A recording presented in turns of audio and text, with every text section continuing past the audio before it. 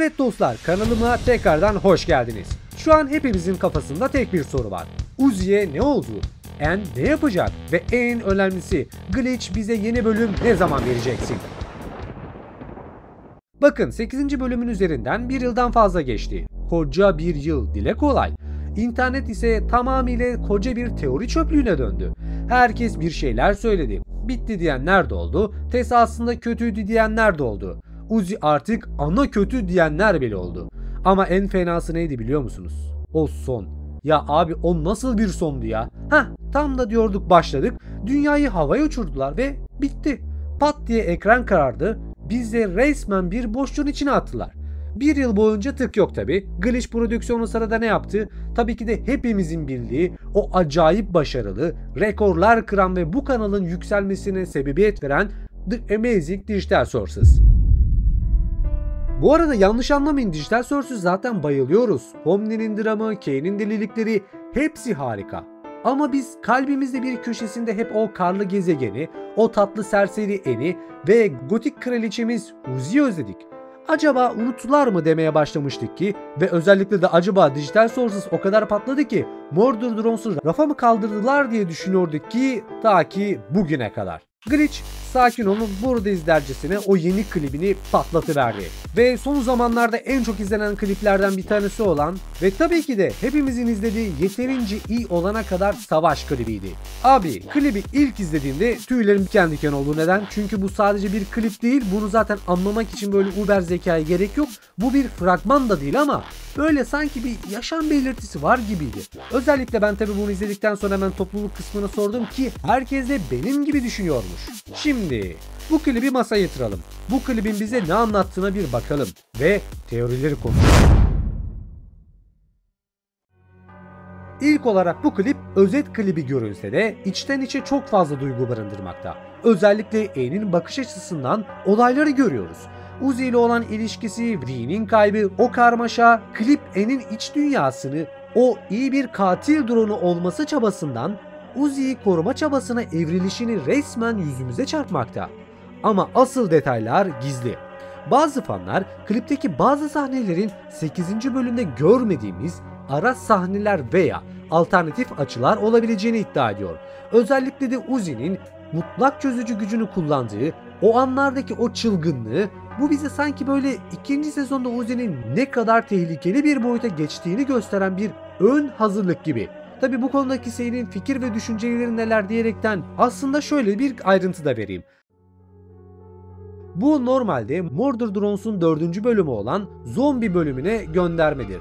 Normal şartlarda Mordor Drones buradaki bu zamana kadar yapmış olduğu bölümlerdeki gibi hikayesel olarak ilerlemeyecekti. Tamamıyla zombi temasına sahip bir çizgi film olacaktı. Fakat Allah'tan sonradan bunu değiştirmişler ki çok daha güzel bir kanon hikaye çıkartmışlar. Ama bu klip 2. sezonun geldiğini mi müjdeliyor sorusunu da bizlere sormakta. İşte zurranın zırt dediği yer burası. Teknik olarak hayır. Bu bir 2. sezon değil arkadaşlar. Ama bir şirketin üzerinden bir yıl geçmiş bir projeyi neden durduk yere böyle yüksek bütçeli, bu kadar duygusal bir klip yapsın ki? Cevap basit. Nabız yoklamak. Ve size söyleyeyim mi? O nabız şu an arşta. Glitch bize hey biz bu seriyi unutmadık. Siz de unutmayın. Sadece biraz sabredin diyor. Digital Sources'ın ilk sezonu biter bitmez ki o da yaklaşıyor zaten. Tüm gücüyle Mordor Drones'a döneceklerine dair bir sinyal bu. Benim tahminim ne mi? 2. sezon kesinlikle gelecek. Glitch hikayeyi böyle bir uçurumun kenarında bırakmaz bir kere. Bu onların tarzı değil. Liam Vickers yani serinin yaratıcısı kafasında anlatacak çok daha fazla hikaye olduğuna dair bir sinyal çaktı.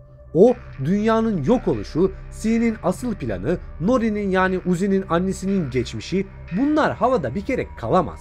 Ama ne zaman sorusu işte o biraz can sıkıcı. Digital Source'un başarısı muhtemelen Mordor Drones'un sezon 2'yi biraz ötelemiştir. En iyi ihtimalle 2025'in son çeyreğinden önce yeni bir bölüm görmemiz mümkün değil. Ama bekleyin, Glitch'in bize attığı tek kemik bu klip değildi. 2026 Mordor Drones çizgi romanı. İşte bu ortalığı karıştıran asıl bomba oldu. Neden mi? Çünkü bu 2. sezondan bile önce gelecek bir içerik. Peki bu çizgi roman ne hakkında olacak? Ve en kritik soru, kanon olacak mı? Dostlar, Glitch Prodüksiyon ve Liam Wilkers'ın çalışma stilini az çok biliyoruz. Onlar fiiller yani dolgu malzemesi üretmeyi sevmezler. Yaptıkları her şey ana hikayeye bir şekilde hizmet eder. Bu çizgi roman hakkında iki güçlü teori var. Teori 1. Ara sezon hikayesi. Bu benim en güçlü teorim. Bu teoriye göre çizgi roman tam olarak birinci sezonun bittiği yer ile ikinci sezonun başlayacağı yer arasındaki boşluğu dolduracak. Yani 8. bölümde Uzi dönüştü, Anne şokta. Peki o saniyeden sonra ne oldu? O gezegenden nasıl kaçtılar? Anne Uzi'yi kontrol altına alabildi mi? Tessa ne yaptı?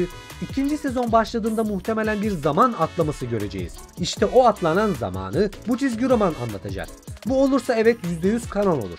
Hem de öyle bir kanon olur ki ikinci sezonu anlamak için okumak zorunda bile kalabiliriz ki bence en iyi ihtimalle bu. Çünkü özellikle şu an 2026 Şubat'ta çıkacak olan bu çizgi romanının ön satışına başlamışlar bile.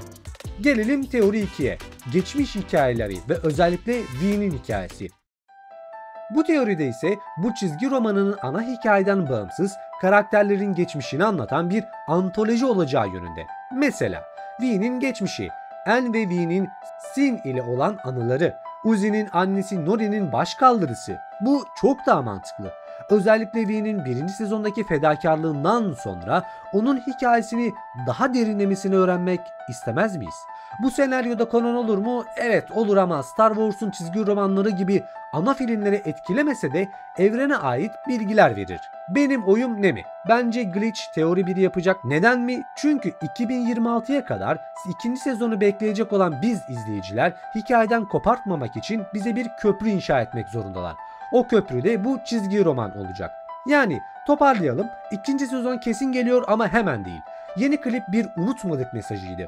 2026'daki çizgi roman ise ikinci sezona giden yoldaki en önemli durağımız olacak. Ve evet, bence kesinlikle kanon olacak. Peki, ikinci sezon bizi ne bekliyor? Teorilere bir gelelim. Abi kafamda bir kere deli sorular var, eminim bu soruları sen de sormuşsundur. Uzi artık kötü mü? Hayır. Bence Uzi içindeki özellikle mutlak çözücü ile savaşacak. İkinci sezonun ana teması bu olacak. Uzi'nin iç savaşı, Anne onu kurtarmak için elinden geleni yapacak. Bu Anne ve Uzi ilişkisini bambaşka bir seviyeye taşıyacak. İkinci teori ise Tessa ve şirket. Dünya yok oldu biliyorsunuz. Peki ya diğer kolonilere ne oldu? Şirket sadece de dünyada mıydı? Sanmıyorum. Tessa'nın asıl amacı neydi? Sin'i durdurmak mı yoksa Sin'in gücünü ele geçirmek mi? Bence Tessa gri bir karakter. Ne tam iyi ne de tam kötü. Ama sonlarda böyle kötü gibiydi. Üçüncü teori ise V geri dönecek mi? İşte bu zor soru. V'nin ölümü çok kahramancaydı. Ama burası Murder Drones evreni. Ölüm burada biraz esnek. Belki bedeni yok oldu ama bilinci bir yerlerde saklıdır. Ne dersiniz?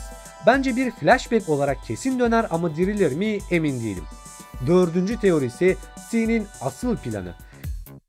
Evrendeki tüm yaşamı yok etmek mi yoksa herkesi kendi kuklası yapmak mı? Uzi'nin annesi Nori Sin'e karşı koyabilen tek drone gibi görünüyordu. Belki de cevap Nori'nin geçmişinde saklıdır. Gördüğünüz gibi bu hikaye daha yeni başlamakta. Glitch Prodüksiyon altın yumurtlayan tavuğu kesmez. Çünkü hele ki bu kadar tutkulu bir hayran kitlesi varken. Bir düşünün, sattıkları peluş oyuncaklar, çizgi romanlar, oyuncaklar, anahtarlıklar. Yani o bir yıllık sessizlik fırtına öncesi sessizlikti. Yeni klip o fırtınanın ilk rüzgarı. 2026'daki çizgi romanın ilk şimşekleri olacak ve ikinci sezon o fırtınanın ta kendisi olacak. Evet dostlar, bugün teorilerin ve analizlerin sonuna geldik. Murder Drones için heyecanımız tavan yapmış durumda. Eminim ki sen de heyecandan yerinde duramıyorsundur ama o klip, o çizgi roman duyurusu resmen bizi hayata döndürmedi mi? Siz ne düşünüyorsunuz? Sizce ikinci sezon ne zaman gelir? Çizgi roman hangi hikayeyi anlatacak ve en önemlisi Anne, Uzi'yi o karanlıktan kurtarabilecek mi? Tüm teorilerinizi, tüm düşüncelerinizi aşağıya yorumlar olarak bekliyorum. Orada tartışmaya devam edelim. Discord sunucuma gelebilirsiniz ve özellikle bu videoyu beğendiysen o beğen butonuna kırmayı ve kanala hala abone değilseniz de abone olmayı unutmayın. Bir sonraki teoride ve bir sonraki analizde görüşmek üzere. Kendine çok iyi bak. Hoşça kal.